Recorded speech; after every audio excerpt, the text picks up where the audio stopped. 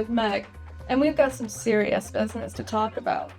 The mystery of understanding the figurative language of idioms needs to be solved, and I need your help. The idiom is one of the trickier types of figurative language, but don't worry. With our combined investigative skills, we will solve this mystery together. The first step in solving the mystery is to understand that idioms are usually common phrases, but if you break them apart into the individual words, the meaning will not be the same. It keeps things interesting, and is both tricky and exciting in our reading and writing. You see, idioms are the wild card of figurative language. While similes and metaphors are figurative language that compare things, idioms are figurative language that are a fun way to talk about something that might even seem a bit silly. If you're not careful, they might confuse you. Take a simple sentence like, read your book and study, and turn it into hit the books. Well, if you break apart the phrase read your book and study, it looks something like this. If you break apart hit the books, it looks like this. Now, actually hitting your books isn't the message here. Instead, it's an idiom that means read your book. So hit the books is an idiom. Let's keep looking at idioms and practicing cracking the mystery of how to understand them and use them to make our writing more colorful and interesting. Say there's one cookie left, and it was supposed to go to Ryan the lion, but somebody ate the cookie before Ryan could. Ryan's pretty upset, so we both separately try to solve the mystery of who ate that last cookie. Eventually, we investigate together, which helps us find clues faster. I say 2 heads are better than 1.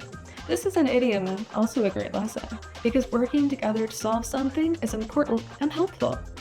Let's try break the ice. Let's say that there's a new student at school. They seem cool. They even have the same shoes as you. You want to be friends with them, but you don't quite know how to approach them.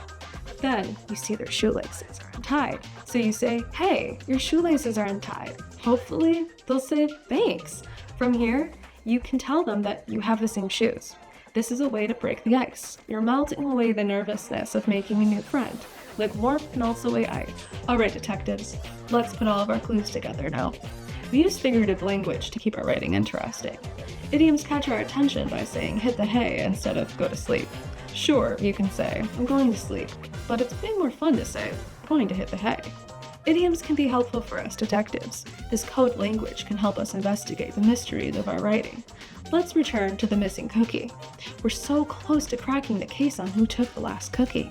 It might feel impossible to find our culprit. Which idiom would we use to describe something that is extremely hard to find? Needle in a haystack or once in a blue moon? That's right, needle in a haystack. Great job.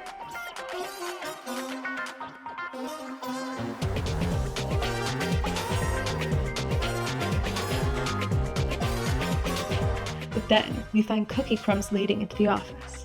I say this could be the missing puzzle piece. Is that another way of saying this is not a clue, or this could help us solve the mystery? That's great. Finding the missing puzzle piece is one way of saying we could be closer to solving the mystery. Now, if we could only find whoever was in the office last.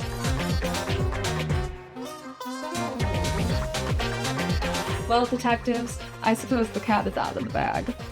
That's another way of me saying the truth has been revealed. The truth, that is, about idioms. And I also owe Ryan a cookie. Anyway, now you're ready to add idioms to your own writing. Good luck, detectives.